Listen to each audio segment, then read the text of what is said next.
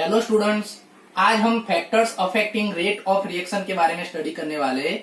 आगे मैंने वो टॉपिक बोल दिया है, लेकिन कई सारे ऐसे फैक्टर है जो इफेक्ट करते हैं रेट ऑफ रिएक्शन को। इनमें से दो फैक्टर, एक कैटालिस्ट एंड दूसरा है एक्टिवेशन एनर्जी एंड टेम्परेचर।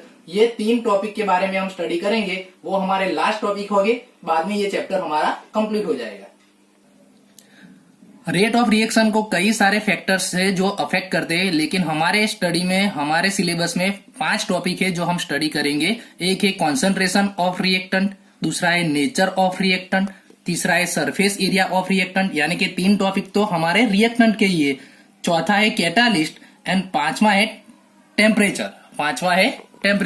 ये 5 टॉपिक के बारे में हम स्टडी करने वाले हैं। उसमें से जो चौथा एंड पांचवा टॉपिक है वो बहुत काम का टॉपिक है। सबसे पहले ये आपको सिर्फ ये थियरी करने की जरूरत नहीं, लेकिन आपको ये छोटे छोटे क्वेश्चन में आते हैं। छोटे छोटे क्वेश्चन में ये टॉपिक में से कुछ आए तो आपको इजीली आ जाए। यानी इसकी थियरी करने की जरूरत नहीं है, लेकिन ये आपको याद रखने की जरूरत है। कॉन्सेंट्रेशन ऑफ रिएक्टेंट, हमको ये रेट ऑफ रिएक्शन का फॉर्मूला अच्छी तरह से याद है। Rate of reaction is equal to K, यहाँ रिएक्टेंट की कॉन्सेंट्रेशन एंड ऊपर एन पावर एन आता है। जनरली 95% रिएक्शन में मैं ये बोल रहा हूं कि 95% रिएक्शन में ये हमारा रिएक्टेंट की जो कॉन्सेंट्रेशन है वो रिएक्टेंट की कॉन्सेंट्रेशन रेट ऑफ रिएक्शन के प्रोपोर्शनल होगी। यहाँ एन के बदले यहाँ एन की वैल्यू अगर 0 एन माइनस आए तो ही ये कॉन्सेंट्रेशन रेट ऑफ रिएक्शन के प्रोपोर्शनल नहीं होगी। यानी कि 95% केसेस में ऐसा होता है कि rate of reaction proportional concentration, यानी कि अगर हम कॉन्सेंट्रेशन बढ़ाएंगे, अगर हम रिएक्टेंट की कॉन्सेंट्रेशन बढ़ाएंगे तो रेट ऑफ रिएक्शन बढ़ेगा। यानी कि रेट ऑफ रिएक्शन वो कॉन्सेंट्रेशन के प्रोपोर्शनल होता है। अब दूसरा टॉपिक है nature of reactant.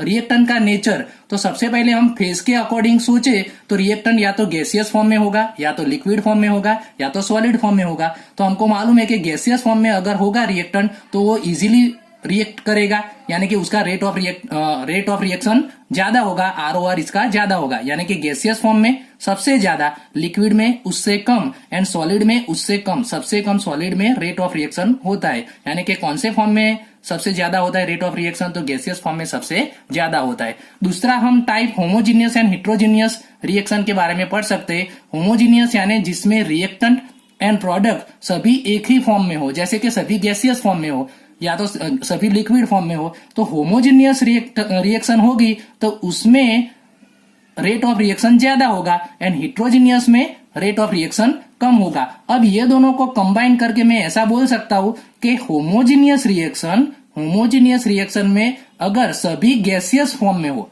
Homogeneous reaction में अभी प्रोडक्ट एंड रिएक्टेंट सभी अगर हम गैसियस फॉर्म में ले तो तब रेट ऑफ रिएक्शन सबसे ज्यादा होगा। गैसियस फॉर्म में रिएक्शन हो एंड होमोजीनियस हो तो उसका रेट ऑफ रिएक्शन सबसे ज्यादा होगा। और थर्ड वाला टॉपिक है उसमें केमिकल नेचर। केमिकल नेचर में हम रिएक्टेंट की स्टेबिलिटी के बारे में स्टडी करते हैं। अगर केमिकल नेचर में केमिकल स्टेबिलिटी कम होगी तो रेट ऑफ रिएक्शन ज्यादा होगा, यानी इनवर्ट प्रोपोर्शनल आएगा। Stability and rate of reaction दोनों इनवर्ट प्रोपोर्शनल आएगा। स्टेबिलिटी कम तो रेट ऑफ रिएक्शन ज्यादा, स्टेबिलिटी ज्यादा तो रेट ऑफ रिएक्शन कम, ये इनवर्ट प्रोपोर्शनल आएगा। फिर थर्ड वाला टॉपिक है सरफेस एरिया ऑफ रिएक्टेंट। वो बहुत ही इजी टॉपिक है। आपको मालूम है कि अगर हमारे पास कोई, चलो हम चारकोल ले ले, अब चारकोल की रिएक्शन करनी है तो अगर बड़ा वाला चारकोल हो उसका अगर हम पाउडरी फॉर्म में चारकोल ले ले तो उसका सरफेस एरिया बढ़ेगा कि नहीं बढ़ेगा। जैसे कि हम ऐसा भी सोच सकते हैं, हमारे पास एक चाकस्टिक है तो उसके अगर हम 2 पीस करें तो 2 पीस करेंगे तो ये वाली सरफेस दोनों पीस में बढ़ेगी कि नहीं बढ़ेगी। ये वाली सरफेस दोनों में बढ़ गई। यानी कि अगर हम जैसे जैसे छोटे टुकड़े करते जाएंगे, पाउडरी फॉर्म में रिएक्टेंट लेते जाएंगे तो वो अच्छी तरह से रिएक्शन करता है। जैसे कि हम कोई लकड़ी जलाए तो लकड़ी जलाए उसके बदले अगर छोटे छोटे उसके पीस हो गए तो वो इजीली हम उसको जला सकते हैं। यानी कि surface area of reactant proportional rate of reaction. जैसे जैसे सरफेस एरिया बढ़ेगा तो रेट ऑफ रिएक्शन क्या होगा, बढ़ेगा। अब चौथा एंड पांचवा टॉपिक वो बहुत अच्छा काम का टॉपिक है, अच्छी तरह से याद रखना। कैटालिस्ट में एक नया बात आएगी आपको, activation energy EA। Activation energy किसको बोलते हैं वो अभी मैं दिखाता हूं, लेकिन EA एक्टिवेशन एनर्जी के बारे में यहां बात आएगी। सबसे पहले हम एक सिंपल रिएक्शन से ये समझे एक्टिवेशन एनर्जी क्या है। हमको रिएक्टेंट में से प्रोडक्ट बनाना है, तो रिएक्टेंट में से प्रोडक्ट बनाने के लिए एक एनर्जी है, वो एनर्जी लेवल अगर वो रिएक्टेंट क्रॉस करेगा तो ही प्रोडक्ट बनती है। ये एनर्जी का बैरियर है, वो एनर्जी का बैरियर जो रिएक्टेंट क्रॉस कर देगा तो ही प्रोडक्ट बनती है, नहीं तो प्रोडक्ट बनती नहीं है। अब ये एक इजी एग्जांपल से हम सोचे कि हमको चाय बनानी है, तो चाय बनाने के लिए हम चाय पत्ती लेंगे, फिर उसके अंदर हम चीनी डालेंगे, पानी डालेंगे, दूध डालेंगे, तो क्या चाय बन जाती है?